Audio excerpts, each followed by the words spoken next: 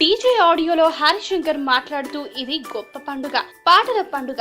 Lyric writers అందరికీ సాష్టాంగ నమస్కారములు. మాపై దయ ఉంచి చేసినందుకు ధన్యవాదములు. డీజేలో సంస్కృత పాట చేస్తే ఎలా ఉంటుందో అని ప్రయత్నం చేశాం. అది శరణం బజేగా మీ ముందుకు వచ్చి సూపర్ హిట్ అయింది. కెవ్వుకేక రాయించిన నేను తెలుగులో, అందులో సంస్కృత సాహిత్యం రాయించడం ఆశ్చర్యంగా ఉండొచ్చు.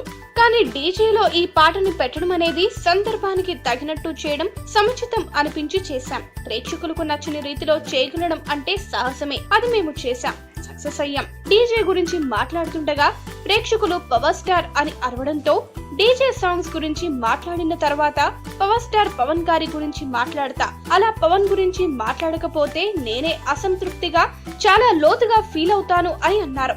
అందరూ పవర్ స్టార్ తో మళ్ళీ మూవీ ఎప్పుడు అని అడుగుతున్నారు. ఆయన సుముఖంగా ఉంటే తప్పకుండా మళ్ళీ మూవీ ఉంటుంది పవన్ గారితో అని అన్నారు. నాకు పునర్జన్మ ఇచ్చింది మాస్ మహారాజా రవితేజ. నేను రాజమండ్రిలో ఉన్నప్పుడు ఆర్య సినిమా ఆడుతుంది. ఫ్రెండ్స్ తో వెళ్లి చూసి వచ్చాక ఆ రాత్రి నిద్ర పట్టలేదు. ఇలాంటి హీరోతో నేను సినిమా చేయగలనా ఫ్యూచర్ లో అని అనుకున్నారు. ఇలాంటి టీమ్ తో వర్క్ చేసే అవకాశం వస్తుందా అని అనుకున్నాను, కానీ చేయగలిగా. నా కోరిక బన్నీ సినిమా డీజేతో నెరవేరింది. ఏ ముహూర్తంలో బన్నీకి అర్జున్ అని పేరు పెట్టారో కానీ అర్జునుడు బాణం ఎక్కుపెట్టినట్లుగానే ఏకాగ్రతకు మారు పేరు బన్నీ. ఎందుకంటే 24 గంటలు కూడా బన్నీకి సినిమా ధ్యాస తప్ప ఏమీ ఉండదు. ఆయన కృషి ఫలితమే మా ఈ సినిమా. ఈ సినిమా చూసిన తర్వాత మీరే కాలర్ ఎగరేసుకుని వస్తారు. 100% చెప్పగలను మీకు సినిమా నచ్చుతుందని. బ్రాహ్మణ వేషంలో చేయడానికి బన్నీ చాలా కష్టపడి పని చేశారు. ఆ భాష రాక ఇబ్బంది కూడా పడ్డారు. మీరు బాగానే మాట్లాడుతున్నారు, ఎలా సాధ్యం అని నన్ను అడిగారు.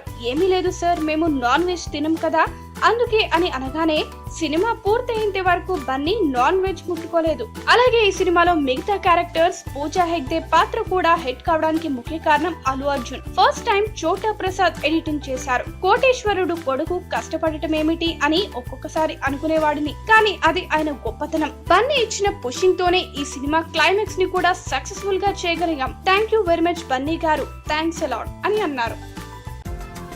ఈ వీడియో గనుక మీకు నచ్చినట్టయితే లైక్ చేయండి, షేర్ చేయండి, సబ్స్క్రైబ్ చేసుకోండి.